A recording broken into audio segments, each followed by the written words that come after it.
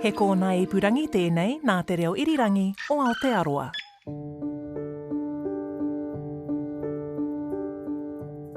Alf spent 5 years planning his murder. He couldn't have stuffed it up more, really. Part of his planning was that he had hired a whole lot of books from the library about murder and how to get away with it. Welcome to another episode of Crimes NZ with me, Jesse Mulligan. In this podcast, we talk to people connected in one way or another to New Zealand's most notorious crimes. And in this episode, we're going right back to 1977 and the murder of Betty Benning. The details of this case were so bizarre, movie producer Philly De Lacey decided to turn it into a black comedy, which is called How to Murder Your Wife. Was a case that, or a crime that took place in 1977, and I think that we felt that enough distance had passed. You know, the couple didn't have any children, so we felt that we could take a few liberties with it in terms of the humour in it. And really the humour in it came from the fact that the story itself was just so bizarre. You know, when I sort of originally looked at it, you know, I sort of went, God, if we pitched this as a fictional story, people would just go, no, it's too farcical. You wouldn't believe that any of this could take place. So it was kind of that approach and that truth to it that made us go, you know what, it's just so weird. It's kind of funny. Do you remember how sort of the story got on your radar?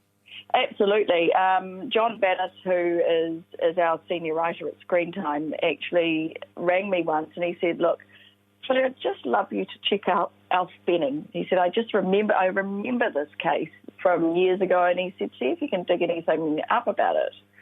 And so I did a bit of a Google search, and as I started reading, I sort of went, oh, okay, this is pretty unusual. So I rang Mark Everett, who was the detective who investigated the case at the time, and he was just like, oh, well, come and have a chat to me about that one. And so we sat down, and the more I learned about it, the more I just went, this is just the most unusual thing I've ever heard in my life. And I just went immediately, I said, oh, my God, we could make something really crazy with this, you know. And so we brought Mark Everett on as a consultant. And what really intrigued me about the story was, you know, Alf spent 5 years planning his murder to his wife, and he did it, and he couldn't have stuffed it up more, really, if he had actually wanted to get away with it, which he did.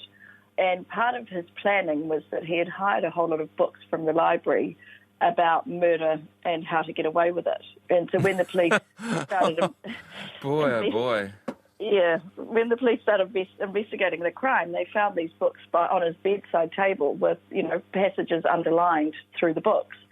And so that really was the impetus, I guess. And because the story takes over such a long period of time, you know, I mean, we started with the story, I think 5 years before the actual murder took place. And because it takes place over such a long time, and it's all about his kind of the decision to actually plan to murder his wife, and then the motivation for it, and then how he went about planning it, that we felt that as books were one of his primary research tools, that we would write the film in chapters like a book. And so we actually wrote it from Alf's perspective, typing his memoirs of his plans to murder. And it was really fun. And that's a terrible thing to say about murder, but it was very historical, and I think it was fun from a creative perspective, because we could sort of really look at it and go, well, what do we want to do with this story? Because it's so crazy, you know, there's so many different ways you could portray it, but the only way that it felt like we could do the story and tell it with any sort of justice was to take that approach. So where does this story begin? So the story for us really begins, Alf and Betty Benning were very different. They were both in their second marriage together, and they didn't like each other very much. Elizabeth, or Betty Benning, she, was a church-going, upstanding member of her church. She was a very large, formidable-looking lady, and Alf was this teeny, tiny, diminutive little man who loved going to the dog races and loved... he liked going to Carmen Rupe's venues in Wellington at the time. I think it was called the Purple Onion, was the one he liked to hang out at. So he betted on the races, and he worked for the SPCA at the time, often collecting up, stray cats from the streets, and he experimented at home actually with gassing them. And then he fell in love. He rescued a dog called Shet, which was a little key sound, and he fell in love with it. And Bessie hated the dog. She also hated him. And it sort of turned into this bizarre love triangle, which was already a very, very toxic relationship. Sorry, hang on. The love triangle involving the dog. Yes, I'm not suggesting he was doing but he was jealous? She was jealous. She wanted to get rid of the dog, and he refused to get rid of the dog, and he fell in love with it, and that was his life. And by this stage, she was making demands on him from her lawyer for extra house money each week. They had literally divided the house. They were in separate rooms. They had divided the house into, different viewing times to watch TV, different times to be in the kitchen, so they were in a horrific and dysfunctional relationship. And I think he felt that his only choice, and for whatever reason is beyond me, given that he had actually already been married before, so it's not like, divorce was not necessarily an option to him, but he decided that the only way to get on with his life was to get rid of her, and so he set about plotting it. So we started the story from his, initial motivation for why he wanted to do it and what sort of triggered him to get into it. Then we kind of followed the story through his plotting and tried to really build up in the external picture the world that both of them were living in, their external environments and the people that they interacted with. And speaking of the motive, it's funny that someone could be jealous of somebody who they couldn't stand. Well, I don't think she was necessarily jealous of him. I think she was just, it was more she was jealous of the dog, and she wanted the dog to go. She didn't like the dog, and he refused it. And he was besotted by Shep. Boy. Yeah, and it just spiraled, and he started making these plans. He started experimenting. The bizarre thing is that, he had been a gravedigger at one point in the Crawley Cemetery, which was actually just across the road from their house. And he could have, if he had buried her in the cemetery, which was the detective's first concern. When they first suspected that he had killed her, they thought, oh, God, he'll have buried her in the cemetery and we'll never find her. But he didn't. He chose to bury her in his backyard and plant an apple tree on top of her. He wrapped her in newspaper so it also had the date of when he committed the crime on the paper. And he had borrowed, a wheelbarrow because his wheelbarrow wasn't big enough to fit her in. So he'd borrowed a wheelbarrow from his next-door neighbour.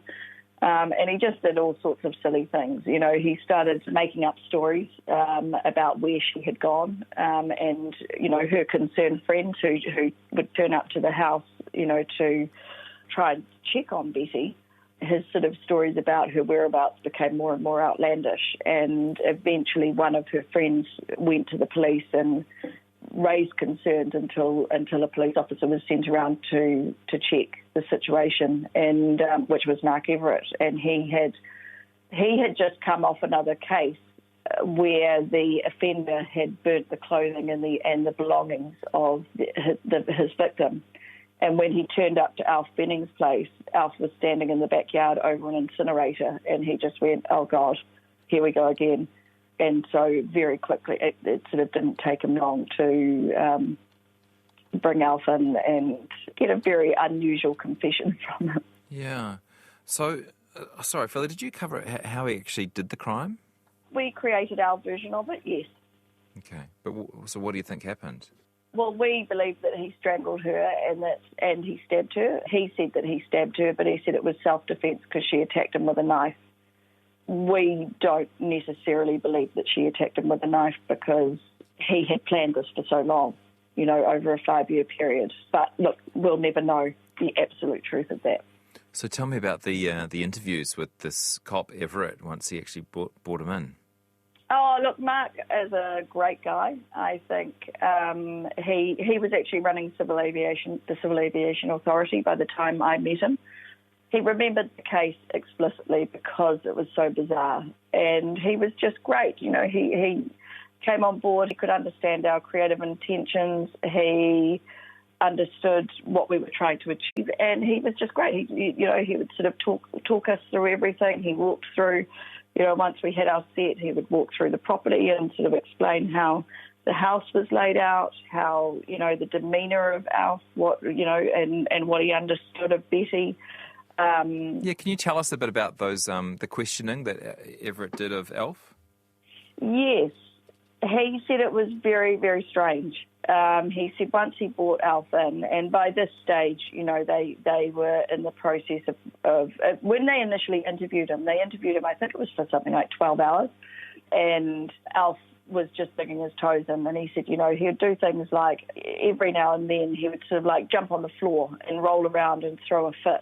Mark described it sort of something like, an insect lying on the floor waving his arms in the air, almost like a baby, going, I didn't kill my wife, you think I killed my wife, I didn't kill my wife, and he said, so it was just very, very bizarre, and they held him as long as they could, and while they were holding him, they were obviously gathering evidence from around the house. And then eventually he called in his lawyer, which was Mike Bungay, who obviously is a very notorious or infamous criminal defence lawyer in Wellington at the time, who we've also subsequently did a television series about. And from then the case, went to court. And then, of course, he got sentenced. It was just very bizarre. And he didn't seem like the murdering kind. Look, he seemed very diminutive. I mean, everybody just sort of described him as a very diminutive, gentle little man. He was a bit of a conundrum. I didn't get the sense that there were people who felt they knew him particularly well. He certainly had a lifestyle that was probably quite unusual for someone of his age and at that time, I think. And, people sort of described him as someone that they just wouldn't expect this to have happened from, but he did. Yeah. And what about Betty? What was she like? She was described to me as a very kind of overbearing, very righteous or self-righteous lady who loved her church group, who, regularly attended bingo, but who had resorted to using a lawyer to asking him for, extra pocket money and things like that. So I got the sense that basically their relationship was vindictive and toxic. Yeah. And they were certainly not a well-matched pair. Did so you say that, when he eventually admitted that he was responsible, he had a story that she had attacked him. Did he ever sort of recant from that, when it was, well, maybe we should No. so he stuck with it. And what was the trial like? Was it, was it a close thing? The trial, well, no, he was found guilty and obviously sent to prison for a very long time. We actually wondered whether he might have quite liked prison, because I believe that once he went into prison, he became the librarian in prison and was fed 3 square meals a day and was able to pass his time away. I think he got released in the end on compassionate grounds because of his failing health. There's also this weird sort of aspect to it, which is that after the murder or the death, Alf started sort of living the high life as much as was possible in Wellington in the 70s. I think he did. He was known for inviting Carmen Rupe's staff from the Purple Onion up to his house and having parties, and I think that was probably one of the first things that his neighbours noticed, was the unusual behaviour subsequent. It wasn't like he tried to hide anything or resort into himself. He actually started sort of living it up, and I think that drew the attention of his neighbours, certainly. Yeah, and that sort of living it up involved another sort of famous member of the Wellington community in the late 70s as well. It's Carmen Rupe, yes. Yeah.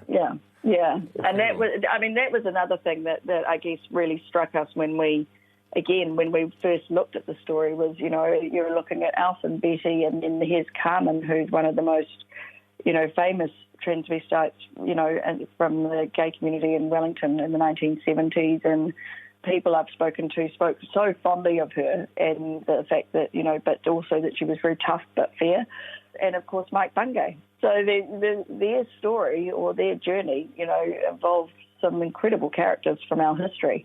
And there's also Peter Doone, which is a name that people might remember. Yeah, who became police commissioner. How was he involved? He was involved in the case. I think he was one of the investigating team on the case. Now tell us about these books, because it would be hard to mount a self-defence defence Yes. when you've got these particular books out of the library. What exactly did he get out? There were books, I believe, on dismemberment, books on how to get away with murder. We got given a list of some of them when we were doing our research into the production. So they basically all books that in some way or another gave advice on how to either dismember a body or get away with murder, and he had underlined passages in them. So I believe there might have also been books on defence as well, criminal defence. Okay. And the apple tree is a pretty interesting detail as well. I presume that they dug that up and would have wanted to examine the body, Yeah, and the police said that was horrific, as you can imagine. It was very grisly, because he had dismembered her and she was wrapped in 6 pieces and buried under the apple tree, and I think the detective said it was just a very, very grisly scene. So then you had the job a few years later of turning it into a feature. Were you happy with how it turned out, by the way? To be honest, I was absolutely delighted. Yeah. I just thought it was such a, the team really came together. It was a creative piece of work. If you put the murder and the horror of it aside, it was a really, really well-told story, and it was a creative piece of work. It's something that, people have done this before. Black Jack's done black comedies on true crimes before. It's not an unknown thing to do, but I just thought the cast and crew were amazing. What the production design came up with, I just felt that everybody really came together on it. And both Geraldine, the team, and Simon O'Connor were just amazing. Absolutely amazing. So was that their performances? Was that Geraldine Brophy? Geraldine Brophy, and Simon O'Connor was Alf Benning. Yeah, I'm looking at a still shot of it, and he looks like he's really captured a character. Like it. Look, we were so surprised, because we actually, with that production, we were really worried about being able to find Alf Benning, because he's such a specific look, as well as, the physicality of their relationship is so specific too, as well as the performance of who this person is. And we had actually cast in the States and in the UK, as well as in Australia and New Zealand. And we were getting really concerned, because a lot of the actors that that were being put up to us in that kind of age group and were really tall, and that wasn't Alf. And then luckily, Simon was prepared to do an audition, and as soon as we saw his audition, we just went, oh my God, that's Alf. There's just no question. He was just, all his mannerisms, I guess, and his what he brought to that character was exactly what we had envisioned Alf would be. And likewise, Geraldine on the other side. The film won the Best Telemovie at the C21 Drama Awards in London, and it won a number of awards at the New York International Film Festival, as well as for, Best Performance, but a number of awards. I think we won about 5 there. Amazing. So we were really thrilled. We were really proud of it, and I know it does seem a little bit odd and perhaps a little bit callous to treat something as a comedy, but I think when you look at the passage of time and the approach, I think people who watch it will understand why.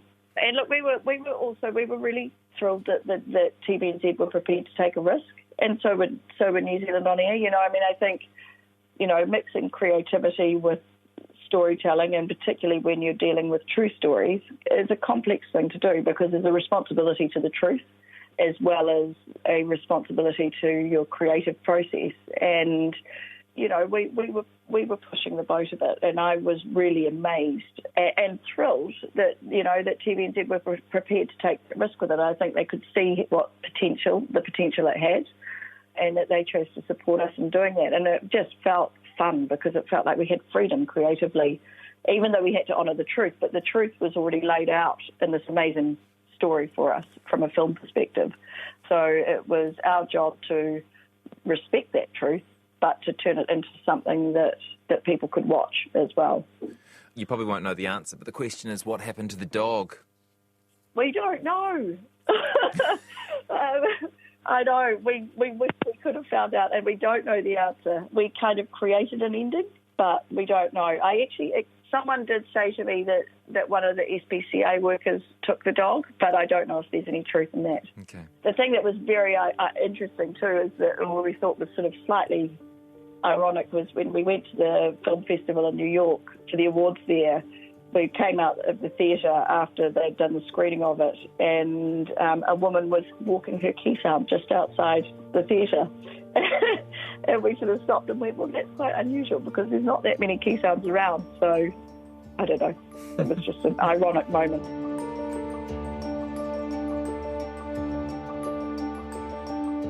Thanks for listening to this episode of Crimes NZs with me, Jesse Mulligan. For more just like it, you can visit the RNZ website or find the series on Apple Podcasts, Spotify, iHeartRadio, or actually wherever you find your podcasts. Just click the follow tab and you'll never miss an episode. There are plenty of other great RNZ podcasts. Look out for Matangireia and Voices.